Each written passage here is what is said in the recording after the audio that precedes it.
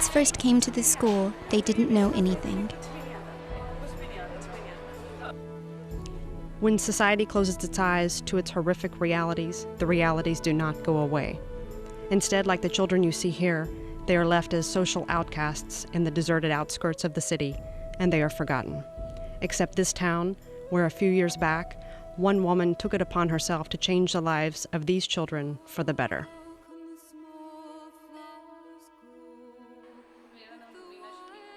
My name is Rubina Shakil. 5 years ago, I talked to my husband about letting me use the porch of our house to educate the children of the people who worked in our house and the other deserted children walking in the neighborhood streets, wasting their lives doing nothing all day. I started with 5 kids. Every day, my partner and I, both believing in our cause, set off to recruit more students, counseling their parents to send their kids to my house for basic education, while their parents worked during the day at people's houses or as laborers. Watching these children live in unimaginable poverty, Rubina's husband became as involved and determined in this cause. The kids that Rubina sought out are street children. I call them so because they practically live on streets, where they are exposed to all kinds of violence and exploitation.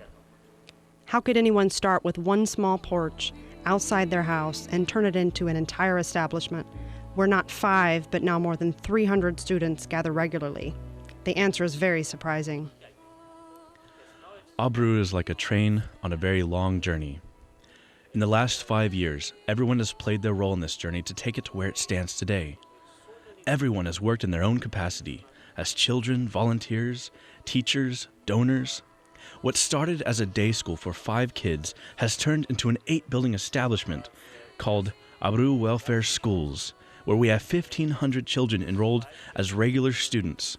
Their stationery, uniforms, shoes, toys, education, lunch, and medical expenses all available completely free of charge.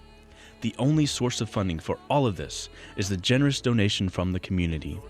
Donations amounting to 250,000 rupees, about $4,100 per month, are put towards the project. The building that we are sitting in at the moment is also a donation by Mia Saeed Ahmad. His wish is to enroll at least 1,000 students at the site. Presently, there are 350 students enrolled. Rubina located an area where young children loitered in the streets, collecting garbage, selling newspapers, some begging and others pickpocketing. The most difficult part was finding a donor who could arrange for a building or living space which could provide the boundary walls for a basic school. The area that I wanted to target next was the real slum of the community. You can see the environment these families lived in and where these children are raised.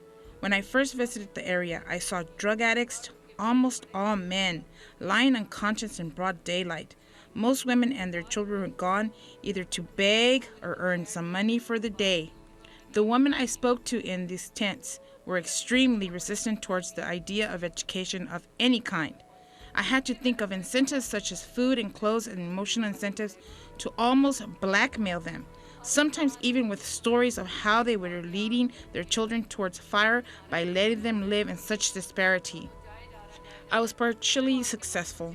They would allow the children to meet in one of the tents for day schooling, but even so, attendance was sparse. So in the weeks that followed, while a teacher taught the children that did show up, I would hunt down the remaining kids, one tent after another, those hiding and those still unconvinced to come to the teacher.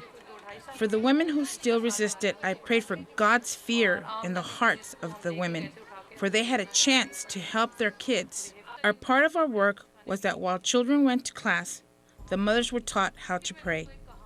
After 3 years, these women have learned to read, and their children can read and write.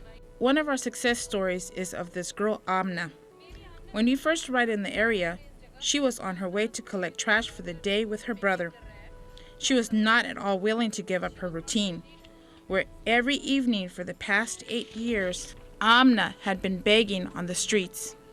Today, not only has she stopped begging herself, in fact, she stops other kids from doing as well and helps children with their schoolwork.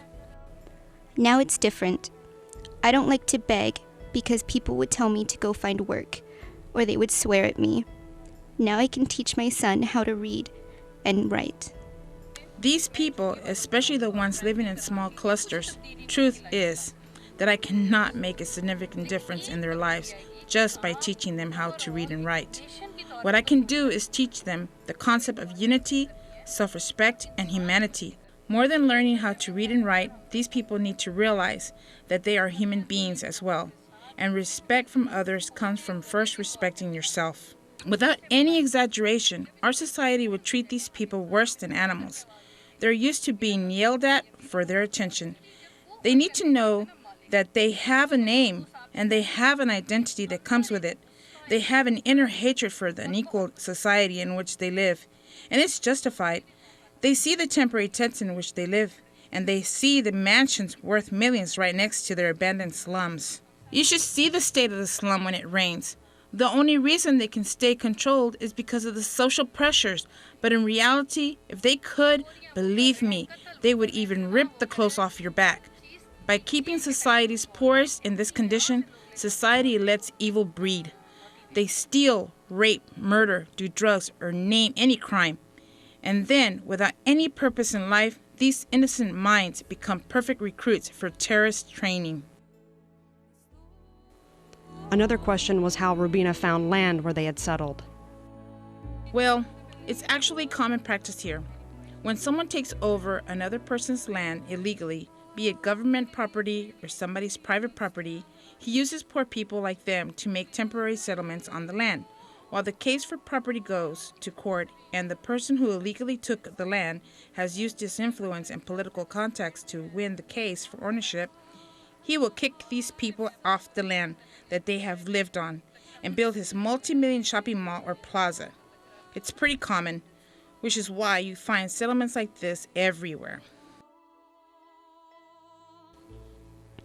What will happen to these children once they've completed basic primary education?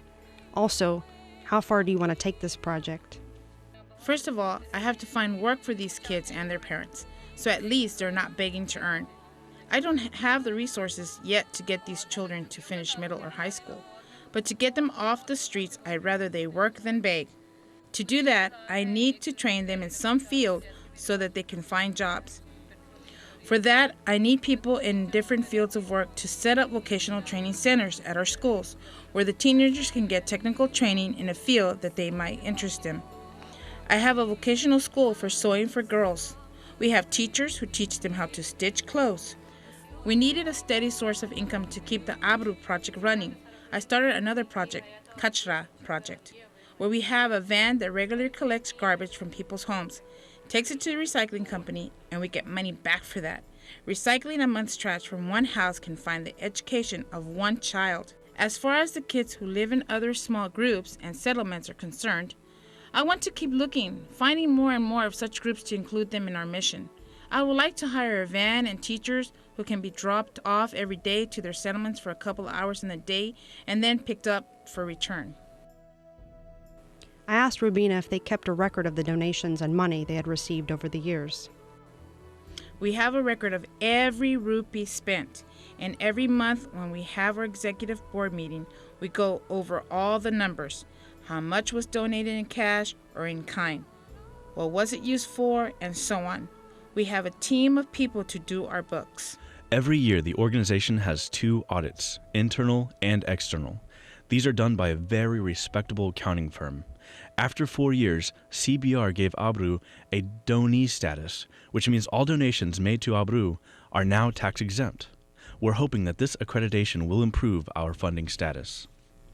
One of the bigger obstacles facing Rubina is the scarce amount of funding. People can't promise funding forever, so she is always seeking out more donors and new sources of income for Aabroo. When Rubina asked the government for help in educating these children and this project, the ministers responded by asking Rubina for help because they considered public schools to be in worse conditions. They've commended Rubina in her accomplishments and have offered her to join their work in government. Rubina finds her own project more fulfilling. When I asked Rubina why she wanted to take on such a project, she said, "I want to create a sense of self-respect and confidence in these children.